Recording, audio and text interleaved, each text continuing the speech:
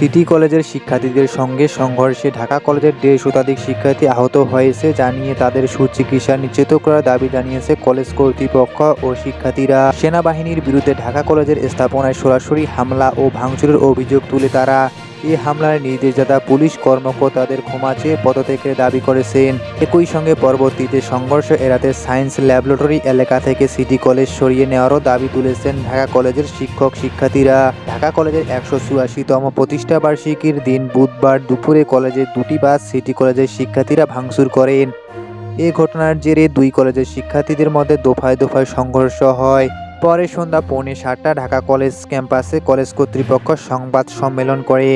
কলেজের অধ্যক্ষ অধ্যাপক এ.কে.এম. ইলিয়াস সেখানে বলেন, এইখানে ঢাকা কলেজ ক্যাম্পাসে যখন সেনাবাহিনী এসে ভেতরে ঢুকে পড়ে তখন পুলিশ ও সেনাবাহিনী একসঙ্গে এসেছিল। আমাদের ইতিহাস বিভাগের প্রভাষক ইকবাল হোসেন আহত হন। ছাত্ররা উনাকে উদ্ধার করে আমাদের রুমে নিয়ে আসে। টিয়ার গ্যাস ও সাউন্ড গ্রেনেডের ভেতরে পিটুনির ফলে আমাদের কতজন ছাত্র আহত হয়েছেন এর হিসাব এখনও বলা যাচ্ছে না। আশা করি ঊর্ধ্বতন কর্তৃপক্ষ তড়িৎ ব্যবস্থা নিয়ে এর একটা সুষ্ঠু সমাধান করবেন, যাতে আমাদের ছাত্ররা শান্ত থাকে এবং আমাদের কার্যক্রম সচল রাখা যায়। পরে লিখিত বক্তব্যের দাবিগুলো তুলে ধরেন শিক্ষক পরিষদের সম্পাদক আকম রফিকুল ইসলাম। তিনি বলেন, সংঘর্ষে ১৫০ শতাধিক শিক্ষার্থী ও এক শিক্ষক আহত হয়েছেন। আহতদের সুচিকিৎসা নিশ্চিত করতে হবে। ঢাকা কলেজের স্থাপনায় সেনাবাহিনী সরাসরি হামলা ও ভাঙচুর করেছে, যা আমাদের জন্য লজ্জাজনক। এই হামলায় জড়িত প্রশাসনের ঊর্ধ্বতন কর্মকর্তাদের বিরুদ্ধে ব্যবস্থা নিতে হবে। বিশেষ করে দায়িত্বরত পুলিশ কর্মকর্তা যারা এই হামলার নির্দেশ দিয়েছেন তাদের পদত্যাগ করতে হবে। রফিকুল ইসলাম বলেন, ইতিপূর্বে সকল বিশৃঙ্খলার সাথে সিটি কলেজের কতিপয় সন্ত্রাসী শিক্ষার্থী দোষী সাব্যস্ত হওয়ায় এবং পরবর্তী সংঘর্ষ এড়াতে সিটি কলেজকে এখান থেকে হস্তান্তর করতে হবে। সিটি কলেজের যে সকল শিক্ষক এই নিন্দনীয় ঘটনার সাথে সরাসরি জড়িত ও নির্দেশদাতা তাদেরকে আইনের আওতায় আনতে হবে। তিনি বলেন, এই ঘটনায় সুষ্ঠু তদন্তে স্বরাষ্ট্র উপদেষ্টাকে সশরীরে ক্যাম্পাসে এসে পরিদর্শন করতে হবে।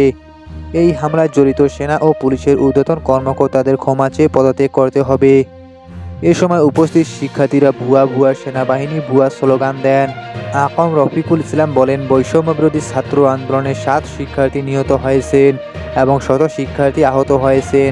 তাই পরিকল্পিতভাবে ঢাকা কলেজের ১৮৪তম প্রতিষ্ঠা বার্ষিকীতে হামলা করে তারা বর্তমান সরকারকে ব্যর্থ করার পরিকল্পনা করা হয়েছে, যাতে সরাসরি সিটি কলেজ ও পুলিশ জড়িত ছিল।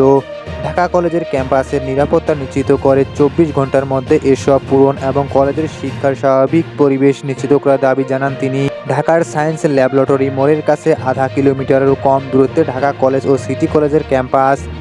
দুই শিক্ষা প্রতিষ্ঠানের ছাত্ররা প্রতি বছরে কয়েকবার করে সংঘর্ষে জড়ায় নানা কারণে। গত অক্টোবরের শেষ দিকে সিটি কলেজের ভারপ্রাপ্ত অধ্যক্ষকে অপসারণের দাবি জানিয়েছিলেন কলেজটির শিক্ষার্থীরা।